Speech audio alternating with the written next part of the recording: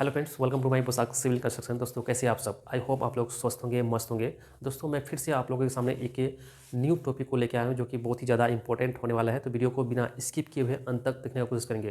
दोस्तों अगर थोड़ा सा भी आप इसको स्किप करेंगे तो हो सकता है कि आपको समझ में ना आए। तो मेरा एक रिक्वेस्ट है आपसे कि आप वीडियो को बिना स्किप किए हुए अंत तक देखिएगा। तो चलो स्टार्ट करते हैं।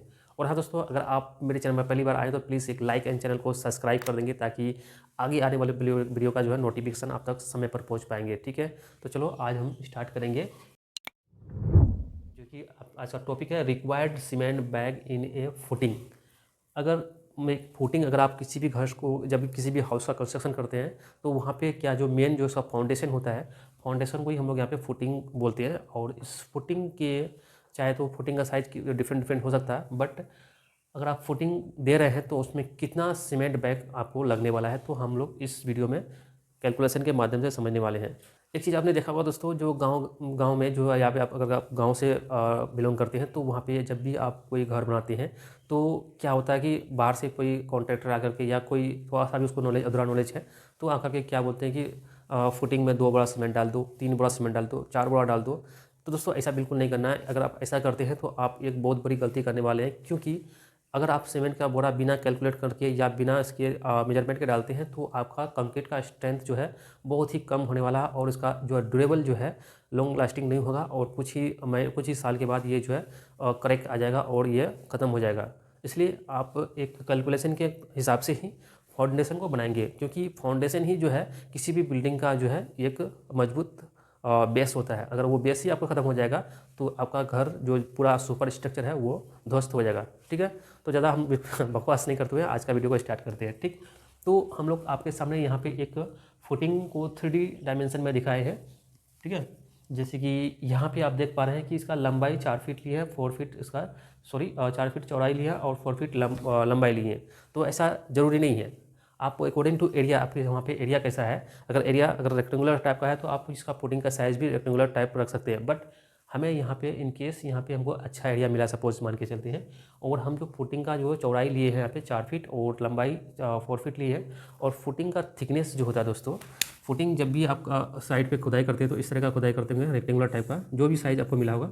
तो फुटिंग में जो है ये लंबाई हो जाएगा और ये चौड़ाई हो जाएगा दोस्तों। और इसमें जो कुछ हम लोग हाइट देते हैं, मतलब फुटिंग को कवर करने के लिए कंक्रीट को हाइट देते हैं, तो ये थिकनेस हम लोग उसको बोलते हैं। थिकनेस हम लोग यहाँ पे कितना रखे हैं, 6 इंच का थिकनेस लिए हैं। ओके, और जैसे कि आप फुटिंग आप घर में डालते हैं तो ऐसा करके ये इसमें रेनफोर्स डालते होंगे ऐसे करके कॉलम का। ठीक है, इसी के ऊपर कॉलम का जो है पूरा रेनफोर्स आने वाला है ऐसा करके। तो इस तरह इस डायरेक्शन में कॉलम का रेनफोर्स लगते हैं और फिर ऐसा इस तरह से लगते हैं। आपको अगर आप घर में कहीं भी कंस्ट्रक्शन लाइन में अगर गए होंगे तो आपको ये चीज़ पता होगा। ठीक, फिगर में आप देख पा रहे हैं कि यहाँ पे लंबाई जो है 4 फीट लिए हैं, तो यहाँ पे लेंथ हमको एल से इंडिकेट किया और ये रखेंगे हम लोग यहाँ पे 4 फीट। और इसका चौड़ाई जो है यहाँ पे लिए हैं बी, इसको विड्थ बोलते हैं चौड़ाई, और ये भी हम लोग यहाँ पे 4 फीट लिए हैं।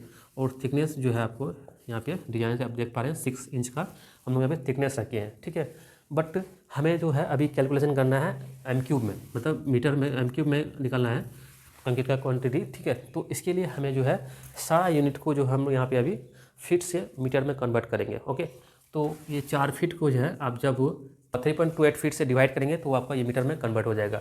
तो जब आप इसको कैलकुलेशन करेंगे तो आप जब इसको कैलकुलेशन करेंगे तो इसका लंबाई जो है ये आ जाएगा आपका दोस्तों 1.22 ये मीटर में आ जाएगा। और ये आया कहाँ से, जब आपको 4 फीट को डिवाइड करेंगे 3.28 फीट से, ये कैलकुलेशन करने के बाद 1.223 ऐसा समथिंग कुछ आएगा जो है ये मीटर में आएगा। ठीक है, सेम इसी तरह ये भी सेम, इसका भी यूनिट सेम है आप देख पा रहे होंगे। और इसका भी जो है जब कैलकुलेशन करेंगे तो 1.22 ये मीटर आएगा। ओके, और इसका थिकनेस, इसको भी आप जब इसको कैलकुलेशन करेंगे, ये तो पहले यहाँ पे क्या है 6 इंच है, आप इसको पहले फिट बनाएंगे। फिट बनाने के बाद फिर जो आपको 3.28 से आप डिवाइड करेंगे तो ये आपका आ जाएगा 0. ये हो जाएगा 152 मीटर इसका हो जाएगा। ओके, और एक चीज़ दोस्तों यहाँ पे हम लोग एक ये जो है आप कैलकुलेशन के माध्यम से एक एवरेज में हम लोग दिए हैं क्या, डेंसिटी ऑफ सीमेंट। ये डेंसिटी ऑफ सीमेंट आपको याद रखना पड़ेगा। ठीक है, ये हम लोग 1440 kg पर एम क्यूब डेंसिटी आता है सीमेंट का। ठीक है, तो ये चीज़ आप याद रखेंगे। और दोस्तों एक चीज़ हम लोग यहाँ पे ऐड करने वाले हैं कि जब हम लोग इसको कंक्रीट कर रहे हैं तो हम जो है इसका ग्रेड क्या रखेंगे, तो ग्रेड M10, M20 या M25 या M30 क्या रखेंगे, उसके हिसाब से जो इसका रेशियो चेंज होता रहेगा। तो फिलहाल हम लोग यहाँ पे इस वीडियो में जो है ग्रेड का यूज़ करने वाले हैं। क्या है, कंक्रीट ग्रेड, कंक्रीट का ग्रेड जो है यहाँ पे M25 रखने वाले हैं। और M25 का जो रेशियो होता है दोस्तों, ये होता है 1:1:2, ठीक है। और इसी में एक काम पहले और कर लेंगे, क्या, जो इसको हम लोग इसका सम ऑफ रेशियो निकाल लेंगे। क्या, सम ऑफ रेशियो, ये क्या होगा, सम ऑफ रेशियो मतलब इसको करेंगे 1 + 1 + 2, तो ये हो जाएगा दोस्तों यहाँ पे 4। तो सम ऑफ रेशियो यहाँ पे निकल के आ गया, ठीक है। और एक चीज़ दोस्तों, अगर आपको ये पता नहीं कि 1:2 1:2 क्या है, तो मैं बता दूं कि यहाँ पे जो है ये 1 जो है ये सीमेंट है, ओके, और ये फिर 1 जो है ये सैंड है, और ये 2 जो दोस्तों ये एग्रीगेट,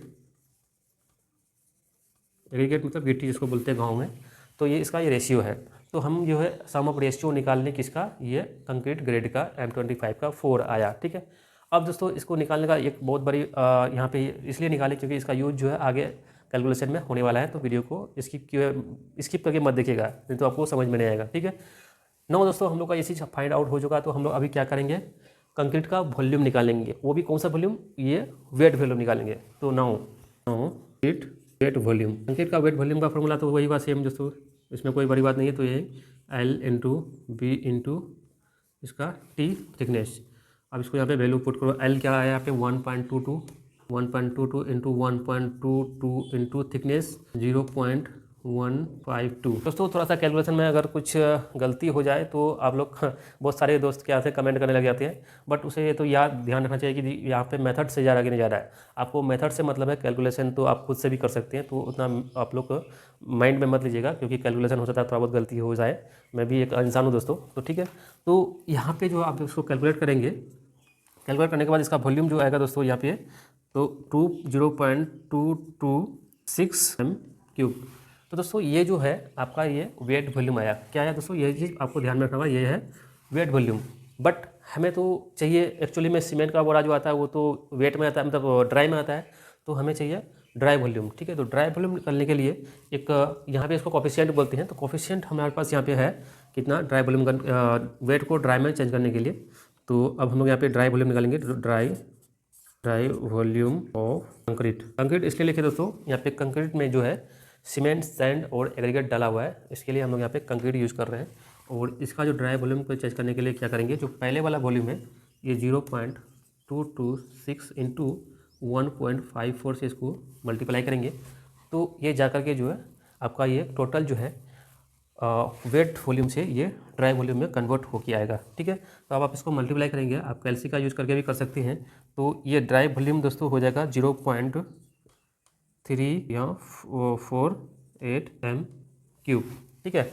आप जब इसको मल्टीप्लाई करेंगे तो 0.48 m³ आएगा ड्राई वॉल्यूम, ठीक।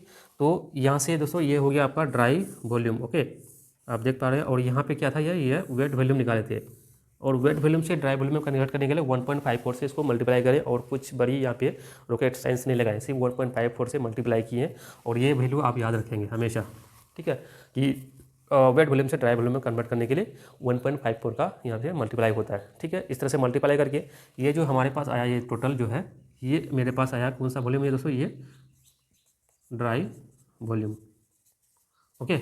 तो ड्राई वॉल्यूम हमारे पास आ चुका है। अब जो है हम लोग यहाँ पे फाइंड करेंगे क्वांटिटी ऑफ सीमेंट, हम लोग यहाँ पे कैलकुलेट करेंगे। तो नाउ क्वांटिटी ऑफ सीमेंट, ये quantity of cement equal to ratio of cement, okay, और divide by sum of ratio, okay, और into wet volume, sorry dry volume, into यहाँ पे है डेंसिटी ऑफ सीमेंट, तो दोस्तों ये इतना बड़ा फार्मूला है, चाहे तो आप इसको कहीं भी लिख करके रख सकते हैं, या फिर आप इसको याद कर लें तो ज़्यादा बेटर है। बट हमें तो आपको यहाँ पे बताना था, बता दिए। उसके बाद हम यहाँ पे वैल्यू को पुट करेंगे। तो यहाँ पे देखेंगे रेशियो ऑफ सीमेंट, हमारे पास रेशियो ऑफ सीमेंट कितना है, यहाँ पे 1 है, और 1 में सम ऑफ रेशियो कितना है, सम ऑफ रेशियो ये 4 हो गया, ओके। और यहाँ पे ड्राई वॉल्यूम ऑफ कंक्रीट, कितना है यहाँ पे 0.348 इंटू डेंसिटी ऑफ सीमेंट, हम जहाँ पे पहले आपको बता दिया 1440